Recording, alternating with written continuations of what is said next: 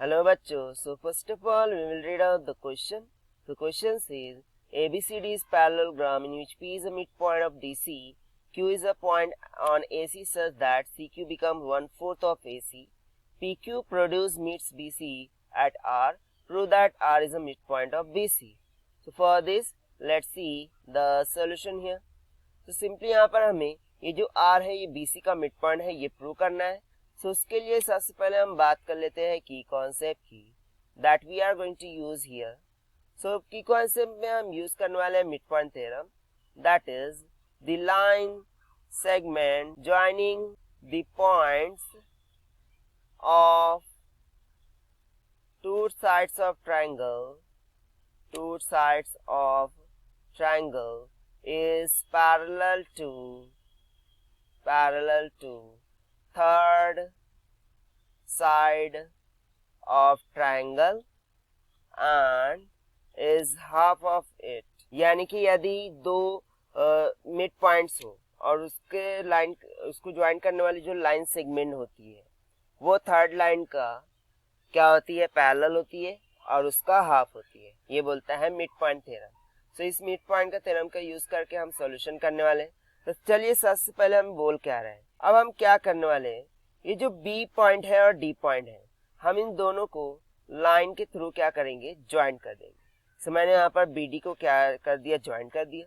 Suppose A C and B D cut at point O. ठीक है, ये जो ए सी है ये एक तरीके का डायगोनल हो गया और बी डी भी क्या हो गया, डायगोनल हो गया. और ये एक दूसरे को कहाँ पर इंटरसेक्ट कर रहे हैं, ओ पर. सो जैसा कि मुझे पता है कि पैरेललोग्राम में जो डायगोनल्स होते हैं वो एक दूसरे को मिड पॉइंट पर इंटरसेक्ट करते हैं. सो इस पॉइंट ऑफ व्यू से मैं बोल सकता हूँ कि जो OC है वो 1/2 हो जाएगा AC का. ठीक है, यानी कि आधा हो जाएगा AC का. Now the next point will be the CQ. That is CQ will become 1/4 times of AC, जो कि हमें गिवन है. यहाँ पर गिवन क्या था, CQ 1/4 ऑफ AC है. सो यहाँ से हम सिंपली क्या लिख सकते हैं कि जो CQ है वो 1/2 हो जाएगा AC का. क्यों? क्योंकि OC क्या है, 1/2 ऑफ AC है. सो AC की जगह पर मैं 2 टाइम्स ऑफ OC रखता हूँ. सो 2 1 2 2 2 4 हो जाएगा, यानी कि 1/2 ऑफ OC हो जाएगा. ठीक है, अब इसके बाद हम क्या करेंगे, हम ले लेते हैं इन ट्रायंगल DCO. मैं किसकी बात कर रहा हूँ, DCO. ये अपर ट्रायंगल की बात कर रहा हूँ.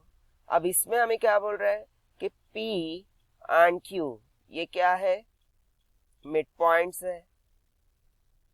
किसके, DC एंड OC के. So according to mid point theorem यदि दो मिड पॉइंट्स को एक लाइन ज्वाइन करती है सो वो लाइन थर्ड साइड का पैरेलल हो जाती है. यानी कि देयरफॉर ये जो PQ है ये पैरेलल हो जाएगा DO के. देखिए ये जो DO दिख रहा है ये PQ का क्या हो जाएगा, पैरेलल हो जाएगा according to mid point theorem. Now next, अब यहाँ पर हम बोलेंगे आल्सो इन ट्रायंगल COB. अब हम नीचे वाला कंसीडर करेंगे. ठीक, हम कौन सा कंसीडर करेंगे, COB. अच्छा, यानी कि हम सिर्फ ये इतना, ये जो हमें ट्रायंगल दिख रहा है COB, अब सिर्फ इतना वाला ट्रायंगल हम कंसीडर करेंगे. सो इसमें हमें क्या बोल रहा है कि जो Q है वो क्या है, एक मिड पॉइंट है. Q is the mid point of OC. Q क्या है, यहाँ पर मिड पॉइंट है OC का. सो इस कारण से हम बोल सकते हैं कि जो QR है वो पैरेलल हो जाएगा किसका, OB का, अकॉर्डिंग टू आवर कॉन्सेप्ट. ये जो QR है ये OB का पैरेलल हो जाएगा, नॉट OC. OB का क्या हो जाएगा, पैरेलल हो जाएगा. सो देखिए यहाँ पर हमने पहले क्या लिखा कि जो PQ है वो पैरेलल है OD का, और अभी यहाँ पर हमने क्या लिखा कि जो QR है वो OB का पैरेलल है. सो इन दोनों के बिना पर हम बोल सकते हैं कि जो R है वो क्या है, एक मिड पॉइंट है BC का. R is the mid point of BC. क्योंकि ये दोनों पैरेलल आ रहे हैं, और ये पैरेलल जब ही हो सकते हैं जब आर भी क्या हो, मिड पॉइंट हो, क्योंकि ऑलरेडी पी मिड पॉइंट आ रहा है, क्यू मिड पॉइंट आ रहा है। यदि ये दोनों मिड पॉइंट आ रहे हैं सो आर भी तो मिड पॉइंट होना ही चाहिए, तभी तो ये पैरेलल आ रहे हैं। सो इस कारण से ये प्रूव हो गया कि ये जो आर है ये बीसी का क्या है, मिड पॉइंट है।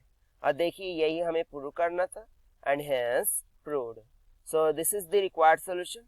I hope you understand well. Best of luck. Thank you.